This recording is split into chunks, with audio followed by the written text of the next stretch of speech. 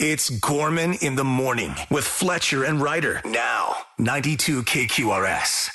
Gorman in the morning. Minnesota's 92 KQRS. I do want to be sedated. I am unfortunately over-caffeinated. It is Monday morning. I'm very glad to be here along with Paul Fletcher. Let's go for Monday. Let's get after it. Ryder. He's not even wearing his socks.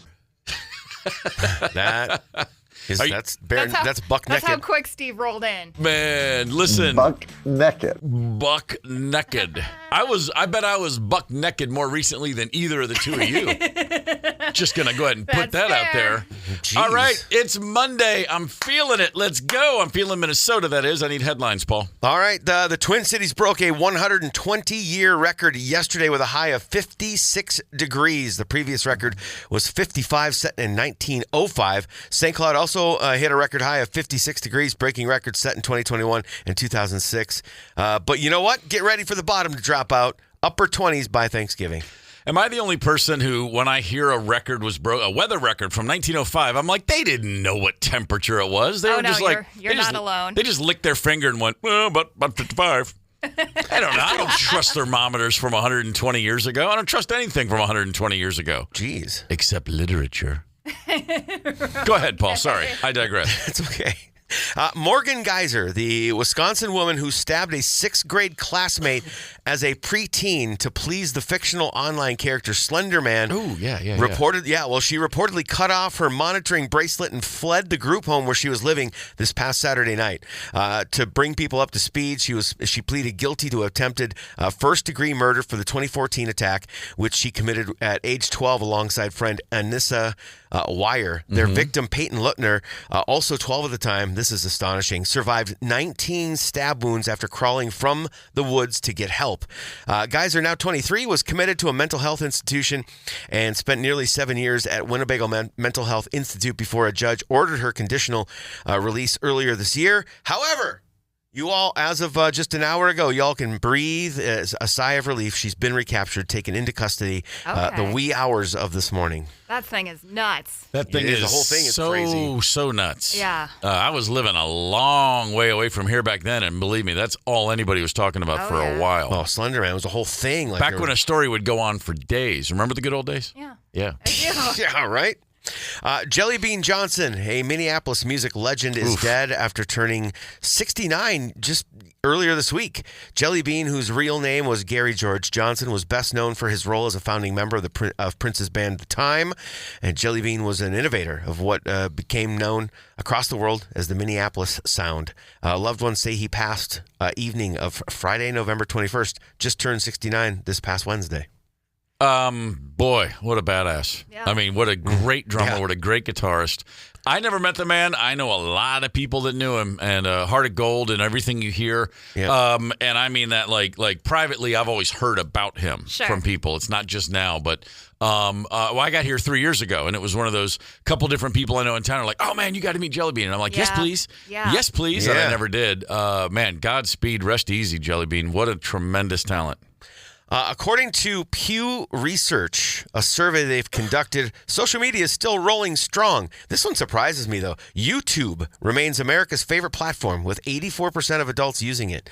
Facebook is in second with 71%. The cool kid apps are still growing in popularity. Instagram sits at 50%, TikTok 37%, WhatsApp 32%, Reddit at 26%. The survey broke down things by age and found that under 30 adults basically live on Instagram, TikTok, and Reddit. Older adults, not so much.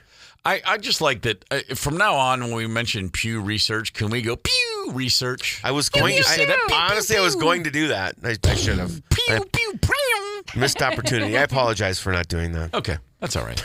Just a suggestion. Okay, next time. In St. Paul, we're going to have the 10-day Bold North Breakaway Fan Festival running December 26th to January 5th. This is running parallel to the International Ice Hockey Federation's World Junior Hockey Championship to celebrate the arrival of around 250,000 international hockey fans and players.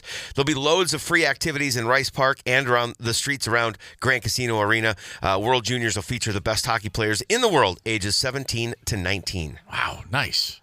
It's cool that there's going to be all kinds of, community. It's going to be real festive. It is. It's going to be nuts. It should be cool. Jesse Martinez, a U.S. citizen living in Mexico, was indicted on a smuggling charge after customs officers found 2 sedated orange-fronted parakeets in his pants at the U.S.-Mexico border. Martinez initially tried to pass the birds off as his penis, but then admitted to having the birds in his groin area. Oh, jeez! Is that a parakeet in your pants, or are you just happen to see me? Wow. The orange-fronted parakeets, a protected species native to Mexico, were discovered unconscious but alive inside brown sacks. Martinez had previously been caught... Inside what? Brown sacks. Brown. Okay. Brown bags. I just chose to call them sacks. Got it. Yeah. Martinez had previously been caught in September trying to smuggle a parrot. So this is not his first attempt at smuggling birds. If convicted, he could face up to 20 years in prison and a $250,000 fine. I would have never thought of that. If you want someone to think that's just your front office, that's just your junk, go with a toucan, right? Sure. The giant schnoz? Is that just me? Yeah. All right. I have to get it together. Yeah, we got important business right now. Really important stuff. I've got a concert to announce. Would that be all right? Saturday, August 8th, at the brand new Mystic Lake Amphitheater, Guns N' Roses. Hell yeah. Wow. Yeah. Jeez. The tour nobody saw coming 10 years later. Right. Wow. There are a bunch. Seriously, I'm just going to tip my cap. That in 2016, everybody's like, wait, what? They're doing what? Yeah. They're still going. Yeah. Amazing.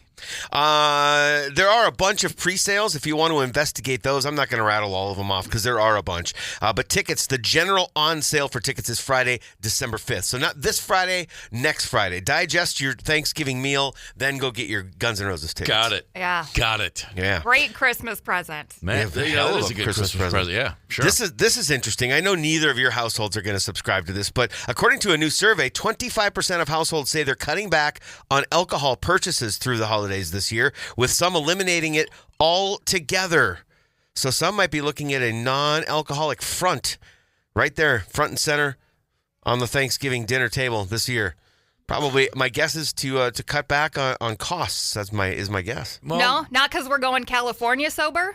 Costs and malfeasance, That could which be. is... Which is just THC. I was going to say just gummy-laden stuffing. Uh-huh. Yeah. Or well, there you go. Put that stuff in everything. Absolutely. Okay, let's talk sports. The football season ended yesterday for the Minnesota Vikings as they went to Green Bay. Hey, let me ask you a question. Was it the worst ever performance at Lambeau Field? No, their second worst ever offensively. When they gained 145 yards in the entire game, 141 of those in the first half. Ooh. Do the math. Uh-oh. Wow. 4 yards in the second half. You're not going to win a lot of football games. Let me ask you a question. What's 4 plus 5? 9, 9, 9, 9, 9, 9, 9. 9. My God, are you kidding me? What is 9 minus 9? What is 9 minus 0? 9, 9, 9, 9, 9, 9, 9. I just needed to say that. I saw zero improvement from 9. I was just going to say 4 plus 5 does not equal 9. Man, it does not at all. JJ, buddy, I'm a Michigan fan. I rooted for you. I've been there for you. Yeah. And I'm not saying you can't have a career in this league, but at this point, we're just hurting the kid to keep putting him out there because he's getting worse every game. And I don't mean game to game. I mean in each game. His second half yesterday was one of the worst performances I've ever seen, and I'm a Titans fan. Okay? Think about where it's coming. Talk about rubbing it in my face. When Malik Willis comes in to finish the game in Jordan Love's stead, former Titan bust, I'm like, boy, nothing like a Titans fan moving to Minnesota and jumping on the bandwagon. Wow. This team is 4-7, and they are on their way to Seattle. Gee, I wonder what Sam Darnold's going to do. Uh-oh. Oh, boy. The Seahawks with Sam Darnold are 8-3. The Daniel Jones-led Colts took the Chiefs to overtime at Arrowhead. They lost, but still, we had Sam Darnold and Daniel Jones on this roster less than 12 months ago. That's unbelievable. I'm starting to think it must have been an ownership call because O'Connell, we got a smart GM, we got a smart coach. Who decided to put the whole bank on J.J. McCarthy?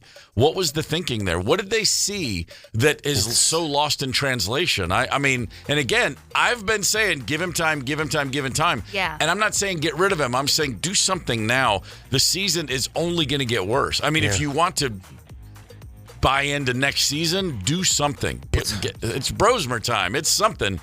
Put me in there. Anything. Time. Yeah, it's hard to fathom, that's for sure. And it's even harder to fathom. Just go back like 2-3 seasons. This team was on the rise, and now it's just in the absolute garbage toilet. 2 bad games from Sam Darnold, and here we are. I mean, if he had just not sucked in his last 2 appearances for the Vikings, 100%. we might be looking at a very different season. Yeah. However, the Minnesota Wild, boom, baby. Take that, crap-a-peg.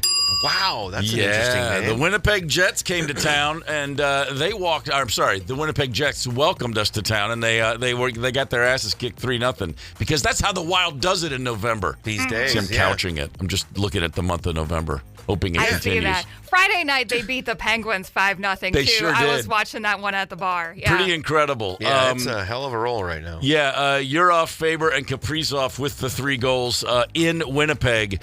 Let's see, 9 in a row they'd lost to the Winnipeg Jets. Oh, really? 9 in a row, broke the including streak. 4 straight in Winnipeg. Yeah. They have now won 5 in a row. That's a season high. They have scored in a franchise record, scored first, I should say, in their last 12 games. Pretty strong right now. They got the Blackhawks Wednesday night in Chicago. Hey, the Minnesota Lynx got pretty good news. They have the 2nd pick in the draft this year. Oh, good for them. How about that? They were in the lottery and had a chance at getting the top pick. But the way it just went, so they're drafting number 2. Now, there's not a Paige Beckers out there this year. There are obviously a whole lot of really good players. There's not the singular, that's absolutely the pick, but that's okay. Number 2 means you're getting someone who will contribute next season. For sure. The Timberwolves, I'm just going to go back to Friday night myself. They lost to the Suns in a game that was an embarrassment of riches. They were ahead by 8 with 50 seconds to go and lost the game. Fellas, get it together in Sacramento tonight. How about that? Do that. Belle Plaine. What's up, Belle Plaine? 2-story outhouse, a historic 2-story outhouse. 2-story outhouse. Hey, Belle Plaine, we got to work on landmarks. I know. But a 2-story outhouse? I guess kind of badass. I guess so. The only thing you need to know to be a plumber is that crap goes downhill. That's exactly right. Yeah, just a couple pipes going down and we're good. As my college girlfriend's mom used to say all the time when discussing life plans in her Scottish accent, the world always needs a plumber. She was just looking out for me. As long as the accurate upper level of the outhouse doesn't give way, we're going to be fine. Thank you for everybody's donations to this year's Rock the Pantry food drive. Yeah. All of which will be benefiting the Open Door Pantry in Eagan.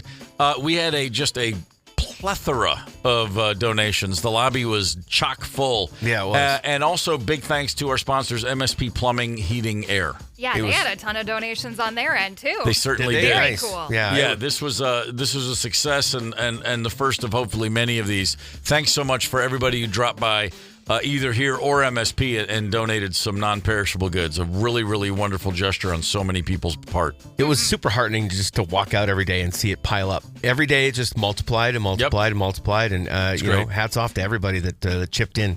We got somebody that listens to Middays a lot. His name's Dave, who reportedly dropped like 4 grocery bags off on Friday, like right at the deadline. So, attaboy, Dave-o! Yeah, way to come in late there with the closer. Good. The closer roll. Nice. I'm just going to picture Kevin Kline playing the part of Dave. Oh, okay. Remember that movie? Yeah. That was good stuff. Gorman in the morning. Coming right back. 92 KQRS. Streaming from 92KQRS.com. Gorman in the morning is back. 92 KQRS. The hell's wrong with us? We're losing our minds. Apparently, pumpkin pie is being threatened as America's favorite Thanksgiving Day dessert. Old guys like us, the Gen Xers and the Boomers, we're still into pumpkin pie. But apparently, the younger generations, I've seen this firsthand. Okay. You couldn't get either of my kids to eat a slice of pumpkin pie for cash. Wow. Not even with all the whipped cream in the world? Not a thing. Neither one of them has ever given one rat's six about pumpkin pie. Have you guys introduced different pies on Thanksgiving? And Sure. whatnot? There's always pumpkin and there's always pecan. Okay. Then there's always apple right behind those two if we need a third. All right. Are they voting for pecan? Because I'm real proud of them if they are. A big time. Both big pecan and or apple are fine. Either one works. Pumpkin pie, they have always looked at it like you might as well say, do you want me to open up a diaper and put some of that into a pan? They recoil at pumpkin pie. They're not wrong. Really? Yeah, pecan far superior. Way better than pumpkin. I'm with you. Yeah. I love pecan pie. And I enjoy apple pie. And I'm fine with pumpkin pie. That's my ranking. Yeah, love, enjoy, fine with. Okay. But I'm just saying the younger generation, they're not even fine with it. They're like, you know what? I'll have an apple, thanks. Sure. I'll just have some water. Yeah, when it comes to, I typically am not a big pumpkin pie guy, but when Thanksgiving rolls around, that's what I want. Yeah, that's where my palate goes. Sure. I think pecan pies are wonderful. Mm-hmm. I think apple pies are my favorite out of that bunch. But on Thanksgiving Day, give me the dark orange stuff because that's where my palate goes. My wife does a old grandma recipe that's just unbelievable. Well, now sweet potato pie is making a move, as is chocolate pie. Okay, what the hell's a chocolate pie? It's is that French silk or what is that? You're already having pie. Don't add chocolate. Just have a candy bar if you want chocolate. It doesn't belong in pie. But what is a chocolate pie? Is it like a French silk? Is that what we're talking about? Or I guess. I don't know. French silk. Sounds like something I might enjoy with a cappuccino. I don't know. I do know that that the fruit pie apple is way, way ahead of everything else. But don't sleep on cherry pie. Done a little cherry pie at Thanksgiving in the past too. Now that I think about it, sure, I'm sure Warrant is proud. All pies better with a scoop of ice cream, of course. We all know that. Yeah. But I'm curious. There is one state, and that state is Kansas. The preferred pie for Thanksgiving, Frito chili pie. I'm not going to look it up. I don't want to know. That's not Nor a do I. That's just your main course right there. I've never used the term flyover state except when I'm talking about Kansas. That's just me. They earn it sometimes. Don't need to know anything about it. The Luther Westside Volkswagen Talking text line is 651-989-ROCK. Feel free to let us know. What's the top dessert in your house? Is it still pumpkin pie? Is it something else? And if you got a wild card, Paul? No, I'm good. You had something you wanted to say. Well, so I'm looking at the map, the U.S. map of pies. And on Kentucky, it says peanut butter pie. What the hell is that? I'm from Kentucky. I've never heard of it. Don't worry about it. That's fraudulent. That's fraudulent in the numbers. Someone from Indiana wrote this, and they're just kicking us because we're down. I don't even have dessert. I have to wait because I just dessert for me was always seconds. It was just more of dinner, especially come Thanksgiving. So yes, I will have dessert, but yes, the sun will have already gone down for a while. 651-989-ROCK. That's your Luther Westside Volkswagen Talking text line, Paul. I am surprised. Okay. We have gotten a bunch of texts for rhubarb pie. From who? My dead grandma? Chris in Bloomington. And, John said specifically pumpkin is number one in our house, but I had a strawberry rhubarb over the weekend that was pretty mean. Now, rhubarb, that's a little on the sour side, is it not? I mean, I know you add a lot of sugar to the pie, probably. Yeah, they're good, but it just doesn't go with Thanksgiving to me. Man. Tracy hit us with the blueberry pie, and here's what I'm going to say about that. There's never a bad day for blueberry pie. Yeah, my sweet tooth thing is like if you offer me a piece of pie, I'll generally say sure, but I don't ever think about sweets. I never think, oh, I've got to get some of that. It's like it's there, I have it, but no, I'm much more concerned with how much stuffing can I put down my gullet. Yeah, strap on a feed bag for the meal. Desserts sometimes I don't even have it. 6, 7. I got to do one more because I don't want to get in trouble with Ryder because I know she saw this. Jim from Egan says pecan pie and vanilla ice cream. Boom. Yep. Not only were we always a pecan pie family, my mom would do a thing with pecans. It was like a recipe where she would bake them in some sort of butter. And so all I know is my mom did something with pecans. You just pop them in your mouth? And you just eat them. And for years, not only did she make them forever, she would send them to us. Like you'd get them in the mail. Oh. And it was always like, holy smokes, these are unreal. And so my mom passed away this year. And my oldest brother's wife decided to pick up the mantle. Okay. And good for her. Not the same. Not the same. So, love you, but come on. Effort was Maybe there, though. she needs to give it a couple of rounds. Maybe in a few years she'll nail it. That's why you got to bring the backup along. You don't wait. You don't wait till you don't have someone to fill the position. Yeah. You got to fill the ranks. Sure. Yeah. I got along the way. I got one more from Jill on the Luther Westside Volkswagen Talking text line. Our favorite pie, my favorite pie at Thanksgiving is pumpkin, but we have to have apple and pecan for the non-pumpkin lovers. Here's the thing, though. She's nixing the ice cream, serving with real whipped cream. That I can get behind. What's real whipped cream? It's hard. From scratch. You make it from scratch, and it's real freaking hard. It's really, really good if you get it right. Yeah. Oh, I'm glad I don't care. Light and fluffy. It's not too sweet. It's I don't really, want whipped really cream good. unless Super I hear creamy. beforehand. That's what I want. Yeah, leave that to the pros. Yeah, no Wow. kidding. And then after it's all gone, then I don't know, maybe you just huff a little. Jill, come here and fight him. Sorry, for me, you can would take the boy out of Kentucky. Here's a wild one for you. A woman in Pennsylvania found a $20 bill on the floor at Walmart. There were no customers or employees anywhere in the vicinity. She pocketed it. She went on with her life. A week later, she gets a call from a policeman. Says, "Hey, we know that you're the person who picked up the 20. We caught you." Somebody called the Walmart later that same day and said, "Hey, I lost a $20 bill. Can you see if it's at your Walmart?" Somebody went through the security cameras. That in itself is mind-boggling to me. Yeah. And they determined, based on this woman's location, they saw her pick up the 20. They saw her ring herself up, so they were able to get the receipt and figure out who she was. They tracked her down and said, "That's a violation. That's a misdemeanor charge of it's mind-boggling to me." Ugh. It's they said it was disorderly conduct is what she was charged with. Disorderly conduct? Yeah. She initially offered to pay the other person $50. She said, "I'll pay them back even more just to make it go away." And the officer's like, "No, you're being charged." She had to hire an attorney and pay him $500 to make this go away. Damn. Completely insane. For $20. Okay, you're at Walmart. You're at Target. You're anywhere on Earth, and you look down and there's a Twinski. What are you doing, Ryder? Oh, I'm picking it up. All right. For sure. And if there was somebody in front of me and I can see clearly that they have dropped the money, I'm definitely yelling like, "Hey, your cash fell out. Yeah. Is this yours, bud?" Whatever. But if nobody's there. If you're in the self-checkout line and there's no one around, Paul, you picking up the 20, you putting it in your pocket, or are you going to the manager and saying, "I just found $20"? First of all, I'm going to look. I'm going to do a definite scan. That's what I'm saying. But the other thing, too, is if I didn't see the person drop it, Yeah. the odds of somebody lying to me when I say, "Is this yours?" are astronomical. Well, that's why you got to So say, I'm "Hey, are keeping- you missing anything? You missing anything?" Oh. Okay, that's a good did way you to lose word it. anything? Sure. It's Pro like tip. it's it's like, "Hey, that's my wallet. Describe it." You don't ever show it. You got to say, "What's it look like?" Yeah.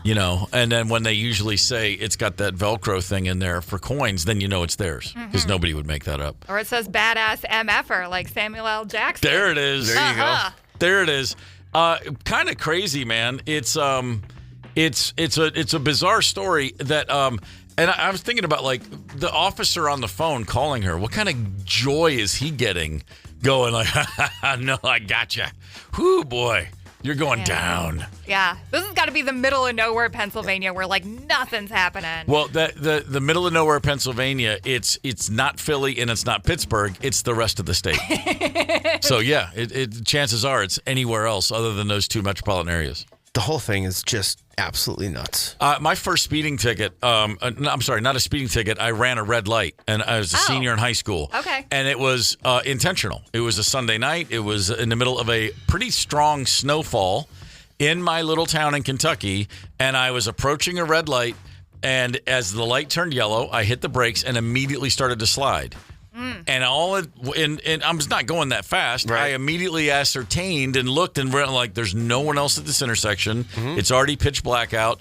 I'm going to take my foot off the brake and just go on through the intersection." Right. Which I did. And across the street in the library parking lot, there was a cop, and he came out and pulled me over. Oh, damn and I it. explained the situation to him, and he was like, "You ran a red light." I said, "Oh, I know I did." And he goes, "What do you mean?" I said, "Well, explain." I said, "I started to slide on the ice. I knew there were no other cars here. I could see that very clearly. So I just kept the car in control and kept going." And he said, "Cool, here's your ticket." I went to court to argue it. And I got in there, and the judge is like, "You're here to argue this?" And I explained the whole story. I'm in 12th grade, and right is right. And the officer showed up. They made this cop come in, and he told the judge I was behind him in traffic. And I said, no, you were in the library parking lot. I saw you before you even turned on your flashing lights. And I remember thinking, I hope he doesn't give me a ticket, but at least I know I did the right thing. And the cop goes, oh, maybe. I don't remember. And the judge still made me pay the fine. No. That's when I realized the system was out to get me. This is crazy! That's 100% what happened here. They put in all this work. Yeah. And so there's no way you're getting away with this. You're going to be charged with this because we put in all this labor. It's just the whole thing. Who at Walmart bothered to go through the freaking That's cameras? What I'm saying. You had nothing else to do whatsoever. Right. Yeah, that seems nuts to me. No. The Cliff Bars have all been put out. Put the Christmas decorations. Oh, wait. No, you did that in August. Those My bad. are already done. Yeah. What's the most inane thing you've ever been caught up in? Hit us on the Luther Westside Volkswagen Talking Text Line 651-989-ROCK. Hey, you can find the Gorman in the Morning podcast anywhere you get podcasts, anytime you want. Sponsored, as always, by our friends at Devani's Pizza and Hot Hoagies. Monday morning means Monday morning mixtape time. Let's load one up.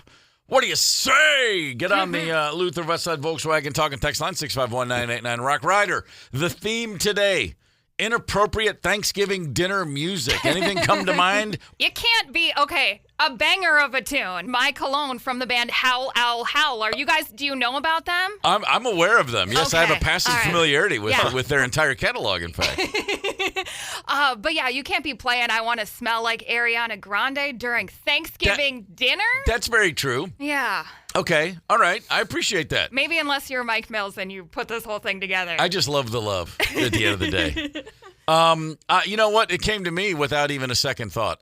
Mine, and of course, I didn't even know the name of the artist who did this song. Okay. But I think you'll get it when you hear my suggestion. Let's just talk about God, everybody. Sure. Tell me all your thoughts on God. Oh, my God. Let's have a great meal. Now, Sure. Topic number 1, religion. Right. And spirituality. There's always the one atheist cousin. Uncle Kenny, what do you think? We've already got a text. Okay. Sure. Luther Westside Volkswagen Talking Text Line 651-989-ROCK. Greg came in with Nazareth, Hair of the Dog. Oh, well, that's more of a day after Thanksgiving, yeah, too. That's like so next sure, morning. you're jumping the gun. Although, actually, it's funny. I remember I just kind of forgot how it works until my own kids went off to college and stuff, and then they'd come back to town for Thanksgiving. And boy, Wednesday night for the college kids is a banger of a night. They all get back to town, they go see their friends, and they're too hungover to enjoy Thanksgiving dinner. I forgot all about those days. Biggest bar night of the year. Yeah, it really is. Massive. Durr, Steve, get out and live a little bit. I got not one but 2 kids coming in on Tuesday, which is tomorrow, which I can't wait for. That's good. Man. You're going to be walking on clouds. Gorman in the Morning would love to have you contribute to the Monday Morning Mixtape. That's on the Luther Westside Volkswagen Talking Text Line 651-989-ROCK. We're going to keep it rolling. I got to come in with the front runner. We've gotten a bunch of texts that just say no specific song, but literally the exact same words, anything by 2 Live Crew. Oh, wow. The song is Me So Horny. That's one. There are lots of others. Going back to 2 Live Crew. But both John and Katie, they led the way, and then there were others as well. What a throwback. Anything from them.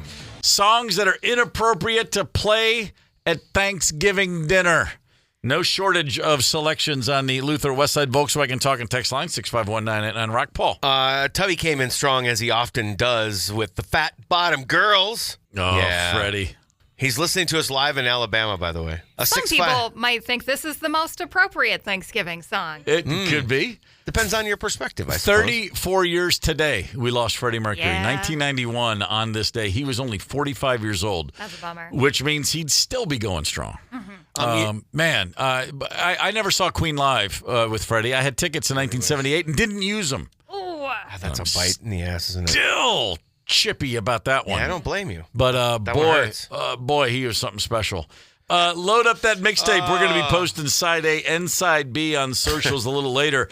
Hey, man, this Friday is Black Friday, which means Record Store Day. And we've got Mr. Ryder from down in the valley coming in studio. Yeah, He's going to let us. My butthole just clenched for multiple reasons. Wow. Okay, let's. I don't want to know. Yeah, no, it's probably best left unsaid. Yeah. A lot of awesome things available to you this Black Friday. And again, Mr. Ryder will share some of those with us in about 5 minutes and 2 songs. Gorman in the morning. Coming right back. 92 KQRS. Streaming from 92KQRS.com. Gorman in the morning is back. 92 KQRS. Gorman in the morning. Minnesota's 92 KQRS. Guns N' Roses right there, Paradise City. Hey. Speaking of Guns N' Roses, they just announced a gig in these is that true? parts coming up next summer. Yes, it'll be August 8th at the Mystic Lake Amphitheater. Tickets don't go on sale this Friday. They go on sale next Friday. So you can digest your Thanksgiving dinner first and then go buy tickets. August 8th, 2026, Guns N' Roses will be appearing. Okay, fair. But by the way, how big is that joint going to be? That's like 19,000. It's going to have to be big. Mm-hmm. Yeah. Because I looked at the rest of their dates, and they're still doing stadiums in a lot of places. And I'm just like, wow, we cannot get enough of 1987 around here. Nor should we. Yeah, it's a great record. Yeah. What are you going to do? Speaking of great records, you know what Friday is? What? It's Black Friday, Record Store Day, if you will. And let's discuss Record Store Day, shall we? Stephen Williams, or as we call him around here, Mr. Ryder, is in the studio.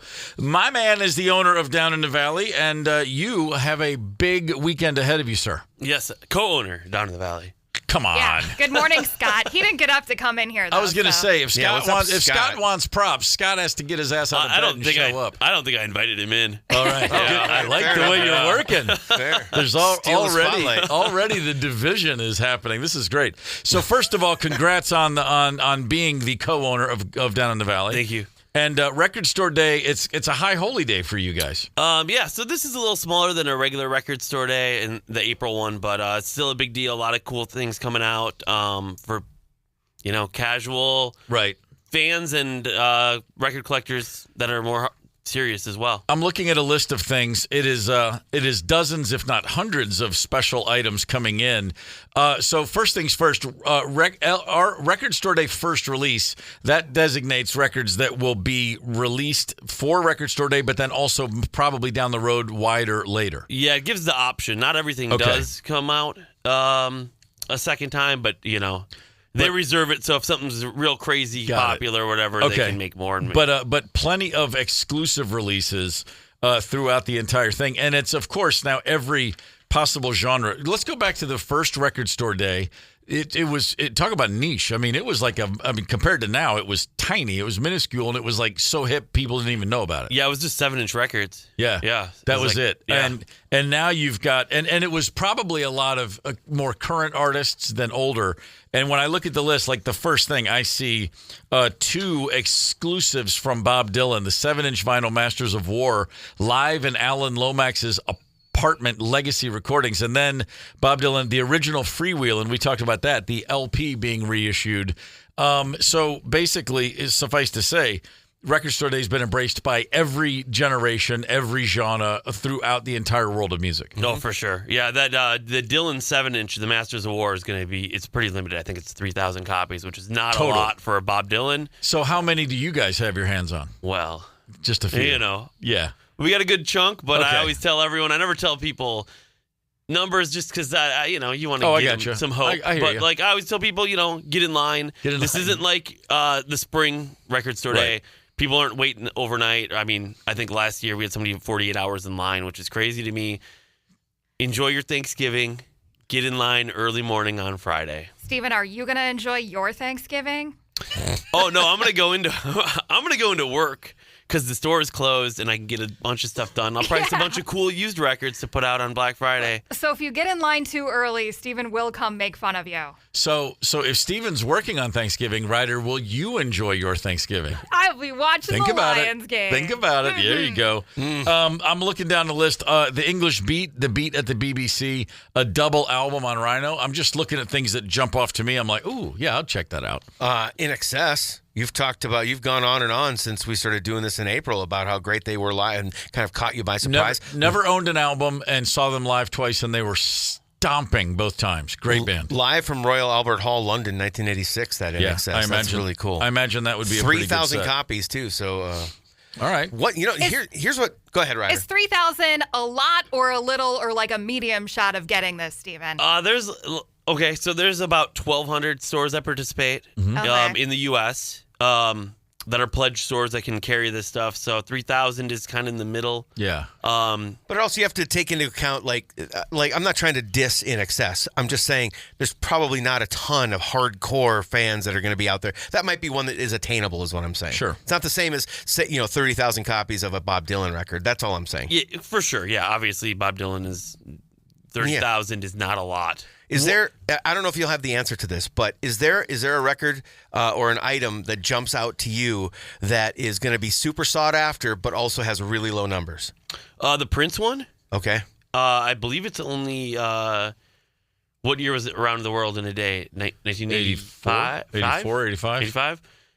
Which makes sense. It's probably an anniversary. Yep. So that one is only 1,985 copies. Oh, boy. But it is a 7-inch box set, so that won't appeal to everyone. But that's going to be the hottest one probably locally that everyone's going to try to get, which is cool. I think it's the 4 singles from the album and then a new single that hasn't been released. A new single. Well, the song's been released, but not in a 7-inch form, Right. And then I think the Sugar one will be hot, too, the Copper Blue singles box. Sure.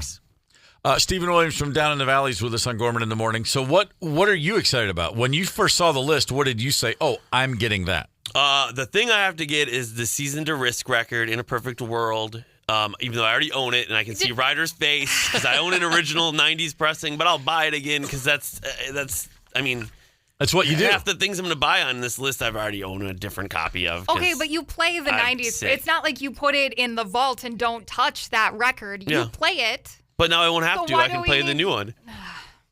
It's remastered. I don't know. It's on colored vinyl. Like it's what's fun about collecting records. Mm-hmm. One day, this is unrelated but related. One day last week when we were without Steve, Ryder and I were talking about how I had Pearl Jam stuff that's unsealed, and she said that's eventually going to ruin the record.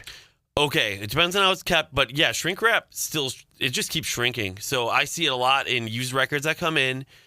People have records from the 70s or 60s, and some of the shrink wrap will keep shrinking. It depends on where you keep it, how it's kept. I'm sure a lot of variables, but then it will warp the cover and eventually the record. What do you need? Like what is it? A humidor for your cigars and records? Yeah, right. Is that what, Anyway, you should open them up and listen to them because that's what records are all about. It's not like putting them in a vault and keeping them.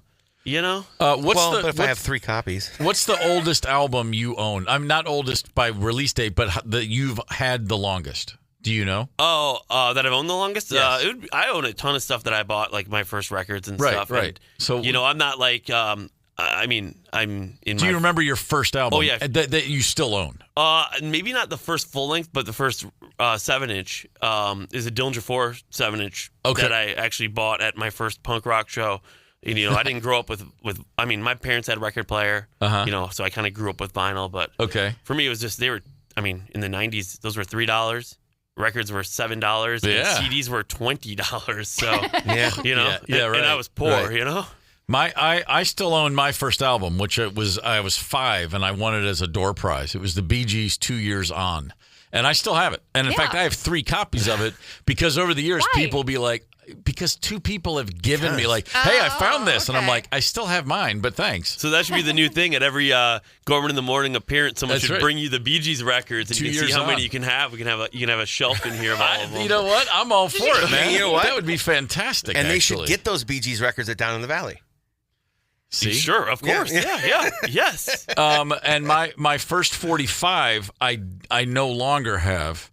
I'm sorry to say, the first 45 I ever purchased was Photograph by Ringo Starr. Oh. Still to this day, like one of my favorite songs. And for the record, it was on this day in 1973. That song went to #1 in the U.S. charts. Well, so, it all comes back around. Pulling that all together. That's what they call a button, ladies and gentlemen. Yeah, that was. We'll find you another. I'll get you that 45. I'd appreciate it. It'll come in used. I would appreciate it. So, Record Store Day, what time does Down in the Valley open their doors? Both of our store locations open at 9 a.m., which is an hour earlier than normal. Right. I know a lot of stores open like 8. Yeah, we're still record store people. We want to sleep in a little bit. Record Store I know you Day, guys don't relate to that, but Record Store Day is truly special to me as a former employee of a great used record store, new and used, but in the late 80s. like I always say, my last actual job was working at a place called Wax and Facts in Atlanta. And Record Store Day now is what every day used to be. In the late 80s, record stores were just where everyone I knew hung out. Yeah, we'd be in there from noon to 7:30. That was the hours. I was almost late every day. And just as an example of how wonderful my life was, I was late for a noon start. Well, actually, I was supposed to be there at 11:30, and it was pushing it most days. Sure. But, I mean, just the idea of nonstop conversations about music and everything else, but just a full store all the time. And, I tell my kids, they're in their 20s, I'm like, you don't understand. Before there was Apple stores, we had record stores, and that's where you had conversations about everything, about cinema and books and everything, and it was just fantastic. And so, and record stores have had such a beautiful resurgence, in no small part. I think Record Store Day did remind a lot of people of my generation, like, oh, wait, this still is here. We just all forgot.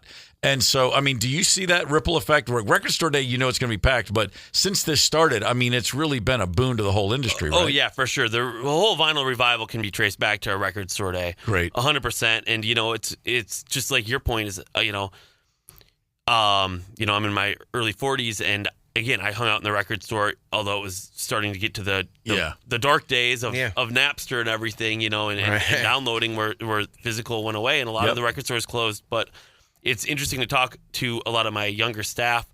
They think it's fascinating. Like, you didn't know what to listen. You can just listen to something before you bought it too. A lot of times you'd buy it based on the artwork, 100%, or I saw that name in the liner notes of another record, or you read about it in a magazine, like a print magazine, for sure. And like the other day, I was telling my staff, and they're just like, "I'm fascinated by this." They're in their 20s. Like, I'm fascinated that this was how life was. That's a really good point. Like, you never nowadays. Imagine today buying a record that you've never gotten to sample at all.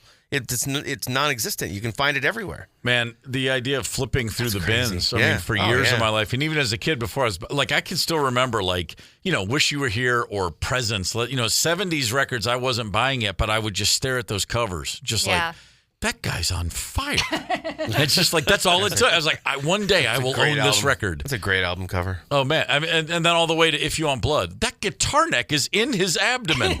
What is happening, man? I miss those days. Stephen Williams, owner of Down in the Valley, Black Friday, and every day it's a good day to go to Down in the Valley. It's always a pleasure to see you, sir. Yeah, thanks for having me. And I just want to throw in a controversial opinion maybe, but License to Ill is the best Beastie Boys album. Oh, wow. And what are you doing? I also want to say, because we're on the same team, man. You guys, sorry, Ryder. License to Ill is the Backstreet Boys of Beastie Boys albums. You guys been ragging on the state of Pennsylvania a lot today, too. Well, sure. And I want to say the worst meals I've ever had in my life were in Pennsylvania, and I just had the worst Mexican food ever in Erie, Pennsylvania last week. Yeah, that doesn't surprise me. Terrible. Just a state to avoid. God, yeah, no. License to Ill is the Backstreet Boys of Beastie Boys records. Did they do Johnny that Baby Ryan, Back Ribs song, or was that in sync? Just not really sure. Not really sure. Somebody did that. I know nothing about that era of boy bands, thankfully. A super quick plug for my husband. What he's actually going to do on Thanksgiving is sit at the store and price used records for about 8 freaking hours. Yeah. So, and a lot of record stores do put special things out aside from the Record Store Day releases. Nice. So spend the time, or whatever your favorite record store is, taking a little walk around the whole place and see what's going on. High five to that agrarian mindset, brother. Always a pleasure. All right, we got just a little bit of time left, just enough for the last word. Gorman in the morning. Coming right back. 92 KQRS. Streaming from 92KQRS.com. Gorman in the morning is back. 92 KQRS. Gorman in the morning with Fletcher and Ryder, Minnesota's 92 KQRS. All right, here's the last word. I was watching the Wolves the other night. All right. Rudy Gobert gets his usual dozen rebounds, safest bet in basketball. And I got to thinking, what's the most he ever had in one game? So I looked it up, 28 against Golden State in 2021. Okay. That's a good day at the office. It's a really good day. And then I thought about Dennis Rodman, the greatest rebounder of his generation. Yeah. Dennis Rodman, if you forgot, don't think about the Chicago Bulls, multiple hair piercings, rings, craziness, Madonna. Bad Boys. Go pull up Bad Boys highlights. Yeah. Dennis Rodman was unlike anybody before or since, a completely athletic anomaly. Fast, quick, vertical out of the roof. innate understanding of where the balls were going to go. He was a phenom, truly. Yes. He was greatness on the basketball court.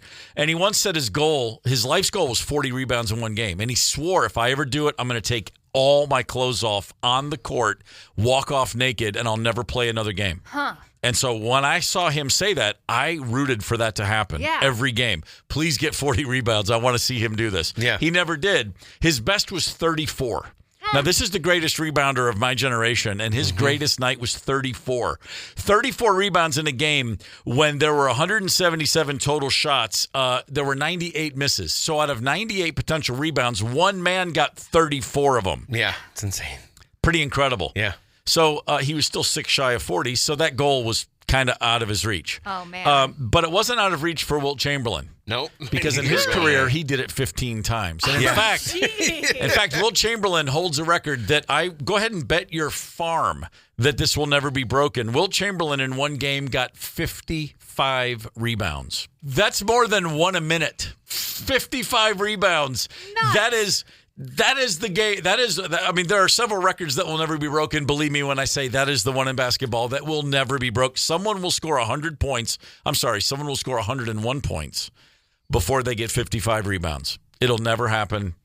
Just kind of blows my mind. And since I love basketball, I thought I'd share that with you. Yeah. And if you know the folklore that is Wilt Chamberlain. Still more famous for all of the women he hooked up with than the basketball that he jump played. in on me. I had a line all ready to go. Oh, sorry, bud. Not the only boards he was knocking is all I was going to say. My God. Damn it. 20,000 women are just a big, thick beard. You tell me. Hey, tomorrow on this show, let's see what we got. We're going to have a little WTF Steve's edition. That's for wild tickets. We're going to talk to John O'Hurley. Yeah. Jay Peterman from Seinfeld about the Thanksgiving Day National Dog Show. And Mary Lucia is going to come in to discuss what doesn't kill me makes me weirder and harder to relate to, her extraordinary new memoir. So stoked about this. I've only read it 3 times. That's true. Wow. It's phenomenal. I cannot wait to talk to Luch about the book. Fletcher, what's coming up next? Talking Heads Fleetwood Mac, STP, a Bruce Springsteen song I haven't played in a while. I'll go commercial free just after 11:45. Well, that makes it easy. Keep it right here on Minnesota's 92 KQRS. Gorman in the morning is also Gorman on the go. Get the 92 KQRS app and stream live or catch the Gorman in the morning podcast anytime. 92 KQRS.